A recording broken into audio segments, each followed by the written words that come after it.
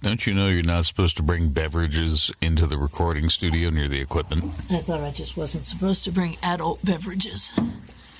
Why would we have a restriction on adult beverages? I don't know. But I guess for me, tea is an adult beverage because I didn't drink it when I was young. Tea is an adult beverage. Yeah. That's a new low for CoupleCo. These are strange times. Welcome to CoupleCo, working with your spouse for fun and profit. I'm Blaine Parker. Which makes me Honey Parker. If you're a regular listener, you know that the music you're hearing is the new music for getting it done in the times of marketing mayhem. And it's snappy. Yes, CoupleCo is temporarily adapting for the weirdness of our times. Our regular interviews of inspiring couples in business together are on hold. Instead, we are bringing you special pandemic editions of CoupleCo, the Mayhem Marketing Minute. Our Mayhem refrain is about asking, what does my customer need right now, and how can my business adapt right now to serve that need? In this episode, we're continuing on that theme with a brand new CoupleCo whose interview is not yet on the air. And we should probably say brand new to CoupleCo, not brand new. They've been in business for like a long time. A long time. Ames and Ames is a CoupleCo law firm based in Camas, Utah, which is the greater Park City area, about 40 minutes from the Salt Lake Airport. Camas is totally rural. They have crops, lots of cows. I've had to stop my bicycle to let the cows go by. And it's not the kind of place you'd expect to meet a couple who were lawyers in Las Vegas. Lawyers in Las Vegas. That sounds like a movie. Leaving lawyers in Las Vegas. Leaving lawyers in Las Vegas. Tera and Byron Ames are the real deal. This is a committed couple with dazzle and dynamics. And an added bonus, Byron is also the mayor of Francis, Utah. Estimated population 1,533. I was feeling special that he sat down with us. The mayor and the first lady of Francis. We've asked them what tip they would offer for a business looking to survive the mayhem. And you might not be surprised at the answer, but it does speak to the ubiquity of a certain kind of entrepreneurial thinking. Would either of you have any tip you would like to give couples in business together during this pandemic weirdness? I don't know if it's a tip, and I don't know if it's just for couples, but one thing that has always been part of Ames and Ames, and I've loved that about it, and it's also helped us during this time, is that we had a different idea of what our business could look like. We had a lawyer who wanted to be a skier too, so could he work a few hours and then do that as well? We had a lawyer who was in a rock band. What is his cover band?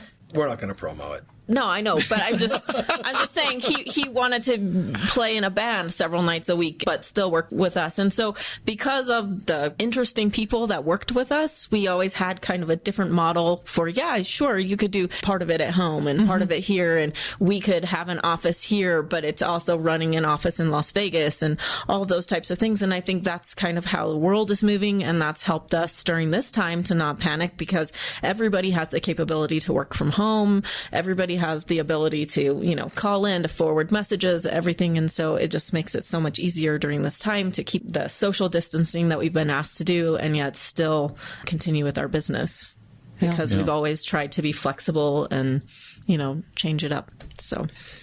Yeah. The first thought that came to my head is actually not the answer I want to give. And that's because as a mayor, I sit in on daily briefings with the county, biweekly briefings with the governor's office to talk about this virus and the impacts on the community and what we should do and what we shouldn't do, and talking about businesses and impacts on businesses and how to balance business needs with the needs of the community as a whole in dealing with this virus problem. And it becomes very clinical and sometimes feels hopeless in those conversations. There's good, don't get me wrong, there is good news if you can push the hysteria and the panic aside. There is lots of good news in the way things, at least locally, I can't speak for other municipalities or counties or states, but the way things are happening in the state of Utah, there is lots of good news in the measures they've taken, and it does affect businesses, but this is all short term. Now, it will feel like eternity during the short term.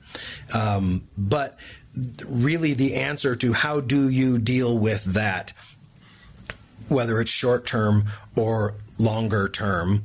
The way you deal with that is like what Tera said, and that's, I've always known that there's at least 100 ways to do the right thing. And we can often get stuck in, this is the way we do it.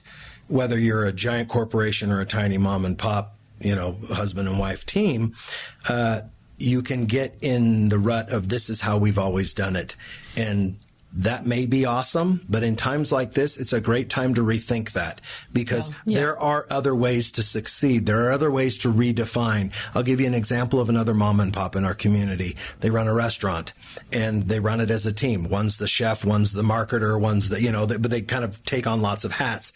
And with the inability to go sit down and dine in the restaurant, they've switched to, curbside delivery and the takeouts and all of that, like everyone who can is doing. Right.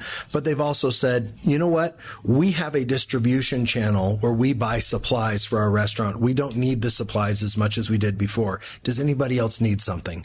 We're not marking things up, but we can provide resources to people and pass that through to you. They're redefining. It's not a long-term success plan. That's at best a break-even plan. Right. But they're redefining how do we succeed right now when we're scrambling to stay alive. So don't be afraid to redefine success. Don't be afraid to redefine your business model. Be creative. Think outside the box for sure, because there's so many ways to do the right thing and to succeed. This is one of the things that we have been suggesting to people, and I'm so glad to hear that it's moved from the hypothetical example that we have given to here's the real world, and it's working. And I love that. I like what you said about, this isn't necessarily a choice that they're thinking, and we're going to get rich doing this. Right. No.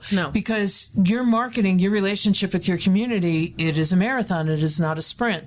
And if you really care about your people and marketing is relationships, then what can you do for them? What do they need from you now? And ultimately that will pay off down the road. It's not necessarily going to pay off this week. But I think it's fantastic. This is a time when it's imperative to ask, what does my community need right now, and how can I adapt my business model to meet that need? And that's brilliant. That's I love great. it. Thank you. Yeah, it's like almost like we set this up. That was good. Appreciate it. So, do not be afraid to redefine success. If you have any questions for us, reach out to CoupleCo on Facebook at CoupleCo Podcast. Or send an email to coupleUp@coupleco.com. And we will see you in the next Mayhem Marketing Minute from CoupleCo, working with your spouse for fun and profit. CoupleCo is a production of Slow Burn Marketing, LLC. Copyright 2020. All rights reserved. Love you, baby. Love you, too. CoupleCo out.